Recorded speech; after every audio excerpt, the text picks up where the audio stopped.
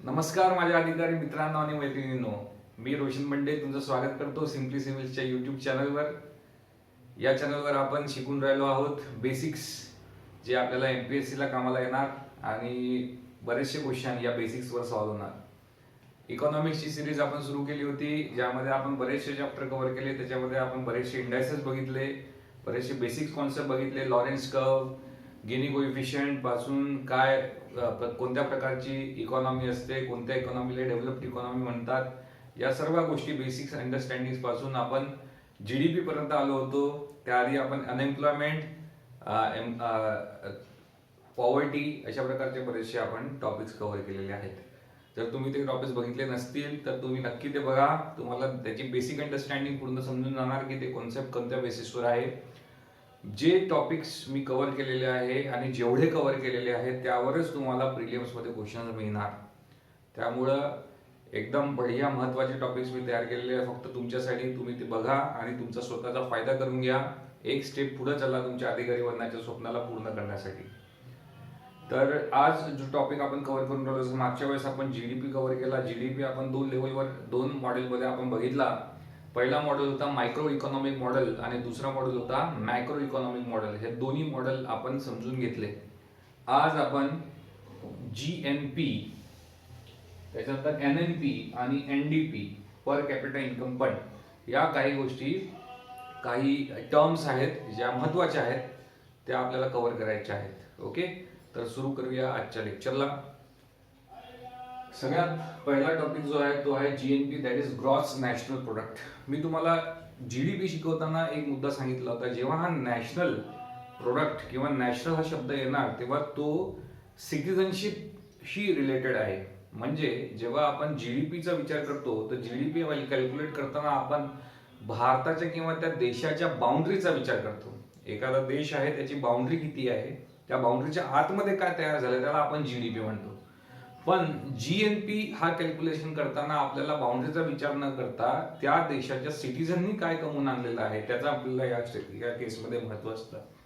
For example, भारतामध्ये जे काही बनून राहिलेलं आहे ते GNP मध्ये आपण मोजणारच भारताच्या बाउंड्रीमध्ये, कारण की भारताच्या बाउंड्रीमध्ये आपले सिटीजनच काहीतरी कमवून राहिलेले आहेत, तर ते आपण मोजणारच. शिवाय आपल्या भारतात एखादा नागरिक विदेशात जाऊन काही कमवत असेल आणि तो भारतामध्ये पाठवत असेल, कमवलेला पैसा तो भारतात पाठवत असेल, तर त्या केसमध्ये तो भारतात पाठवलेला पैसा किंवा त्याने तिथे कमवलेला पैसा सुद्धा आपल्याला आपल्या GNP मध्ये कॅल्क्युलेट करायचा आहे.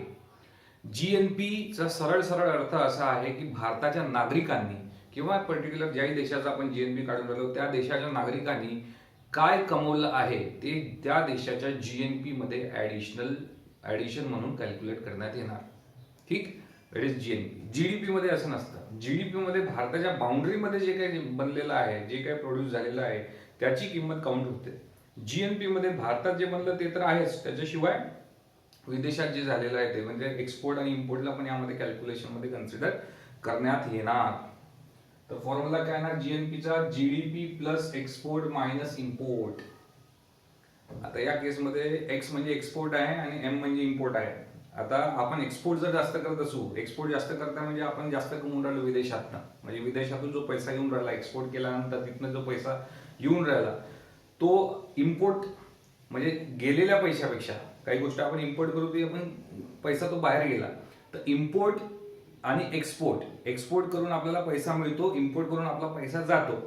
तर आलेला पैसा आणि गेलेला पैसा यांचं सबट्रॅक्शन. तर आलेला पैसा म्हणजे एक्सपोर्टची व्हॅल्यू जर जास्त असेल आणि इम्पोर्टची व्हॅल्यू कमी असेल तर GNP will be always greater than GDP, कारण GDP मध्ये ते ऍडिशन म्हणून आपल्याला मिळणार. लक्षात घ्या, या एक्सपोर्ट आणि इम्पोर्ट मध्ये आपला रेमिटन्स पण म्हणजे बाहेरच्या लोकांनी जे कमवून पाठवलेला पैसा आहे तो पण आपल्याला कॅल्क्युलेट करायचा आहे.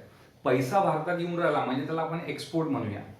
लक्षात घ्या, एक्सपोर्ट म्हणजे आपण काय करतो, एखादी वस्तू बाहेर पाठवतो, विदेशात विकतो, तर ती वस्तू बाहेर जाते पण त्याच्या मोबदला पैसा भारतात येतो.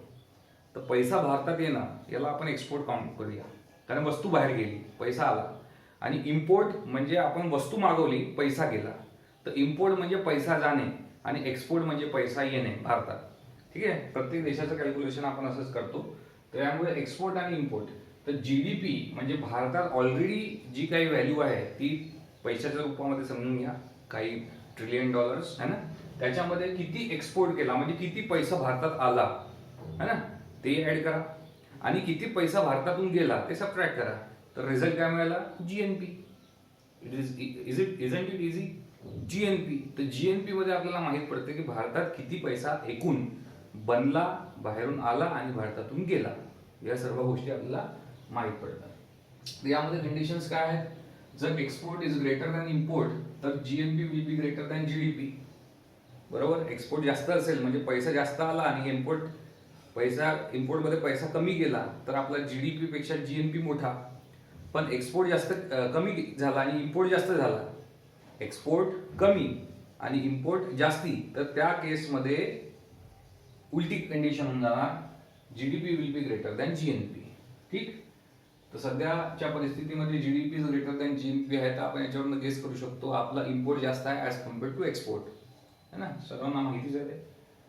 तर याला ग्रॉस नॅशनल प्रोडक्टला स्थूल राष्ट्रीय उत्पाद असं मराठीत म्हणतात. मी ते इथे लिहायला विसरलो म्हणून मी इथे लिहिलं त्याला स्थूल राष्ट्रीय उत्पाद.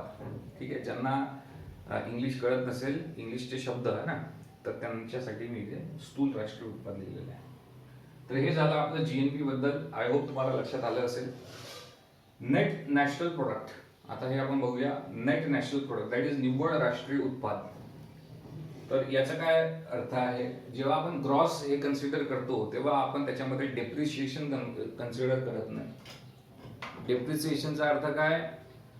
आपण जेव्हा कोणतंही एक कन्सिडर करून घ्या की एक कंपनी आहे, त्या कंपनीमध्ये काही मॅन्युफॅक्चरिंग चालत आहे, तर वर्षानुवर्ष ते मॅन्युफॅक्चरिंगची मशीन चालून राहिली तर त्या मशीनमध्ये काही वेअर अँड टेअर, खराबी येणार, ती मशीन खराब होणार, काही अमाऊंटमध्ये त्याच्यामध्ये लॉसेस होणार.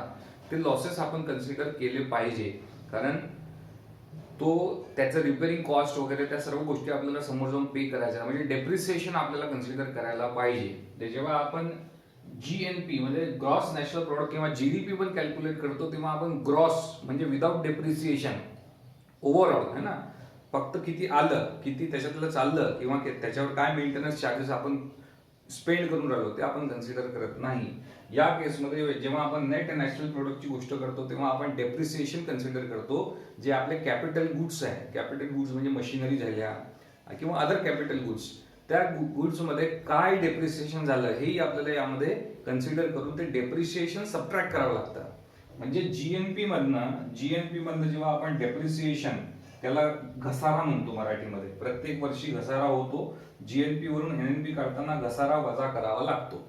कशातनं वजा करायचा? जीएनपी मधनं. ग्रॉस मधनं नेट काढण्यासाठी डेप्रिसिएशन सबट्रॅक्ट करायचं कोणत्याही केसमध्ये, चाहे ते ग्रॉस डोमेस्टिक प्रोडक्ट असो किंवा ग्रॉस नॅशनल प्रोडक्ट असो.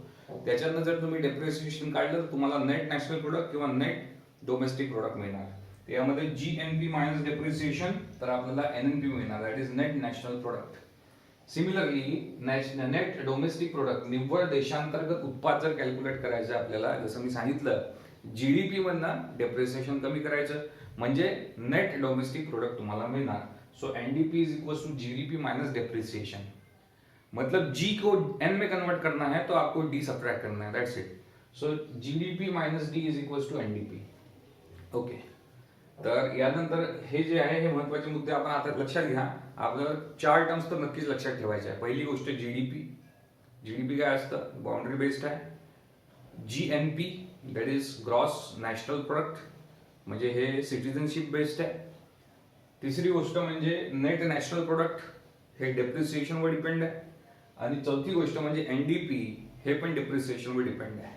ठीक आहे, त्या 4 गोष्टी लक्षात ठेवायच्या आहे. आणि जर ह्या माहिती असतील तर आपण आता पर कॅपिटा इन्कम वर जाऊया, समजून घेऊया काय per capita income.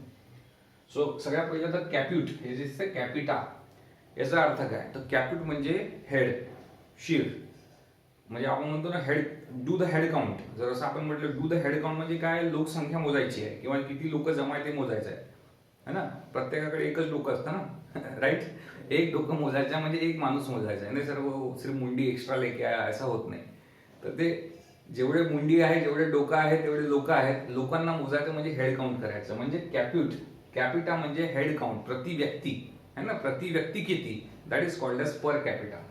So per capita income म्हणजे असं मानून चालूया की देशाने जेवढी काही अमाऊंट कमवली, पैसा कमवला, तो आपण मानून चालूया की एक्स आहे. ठीक आहे, एक्स अमाऊंट ऑफ पैसा त्या पूर्ण देशाने कमवला, तर प्रति व्यक्ती किती कमाई झाली? जर असा प्रश्न विचारण्यात आला तर तुम्ही कसं कॅल्क्युलेट करणार? खूप सिंपल आहे. जर देशाची लोकसंख्या वाय आहे, ठीक आहे, मी एक्झाम्पल घेतो आहे, ठीक आहे, मी इथे लिहितो एक्स देशाची इन्कम, ठीक आहे, एक्स म्हणजे देशाची इन्कम आणि वाय म्हणजे लोकसंख्या. वाय म्हणजे लोकसंख्या, एक्स देशाची इन्कम, वाय लोकसंख्या. जर असं असेल तर तुम्ही प्रत्येक व्यक्तीला किती इन्कम मिळाली हे कसं कॅल्क्युलेट करणार? तर एकदम सोपा फॉर्म्युला झाला की एक्स अगर देशाची इन्कम आहे त्याला डिवाइड करणार आपण वाय नी, तर आपल्याला मिळणार प्रति व्यक्ती इन्कम. आलं का लक्षात तुम्हाला? प्रति व्यक्ती इन्कम. आणि ही जी प्रति व्यक्ती इन्कम आहे यालाच आपण म्हणतो per capita income. I hope तुम्हाला लक्षात आलं असेल. तर हे आज मला जेवढं शिकवायचं होतं तेवढं आजपर्यंत कंप्लीट झालेलं आहे. समोर आणखी इंटरेस्टिंग, महत्वाच्या आणि जसं मी नेहमी म्हणतो तुम्हाला एक स्टेप तुमच्या अधिकारी बनण्याच्या स्वप्नाकडे घेऊन जाणारा व्हिडिओ मी पुन्हा घेऊन येणार, मोस्टली आज किंवा उद्या. तुम्ही बघत राहा सिम्पली सिव्हिल्स. कारण आणि तुम्ही सबस्क्राईब केलं असेल आणि बेल आयकॉनला क्लिक केलं असेल तर तुम्हाला ते नोटिफिकेशन येऊन येणार जेव्हा मी हा व्हिडिओ पब्लिश करणार. तुम्हाला व्हिडिओ लाईक वाटत असेल, लाईक करावेसं वाटत असतील, चांगले वाटत असतील तर नक्की लाईक करा. चांगले वाटत नसतील तर डिसलाईक पण करा, हरकत नाही, पण तुमची रिॲक्शन महत्वाची आहे.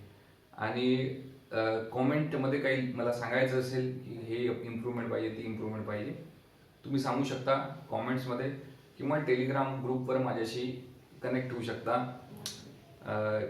सिम्पली सिव्हिल्स फॅमिली नावाचा ग्रुप आहे, तुम्ही तिथे जॉईन होऊ शकता. तिथे आम्ही डेली सराव प्रश्नही सॉल्व्ह करून राहिलो आहोत. तुम्हाला त्याने पण फायदा होईल. तुम्ही सराव प्रश्न तुम्ही पण सॉल्व्ह करू शकता, प्रॅक्टिस करू शकता. भेटूया नेक्स्ट लेक्चरमध्ये. तोपर्यंत बाय.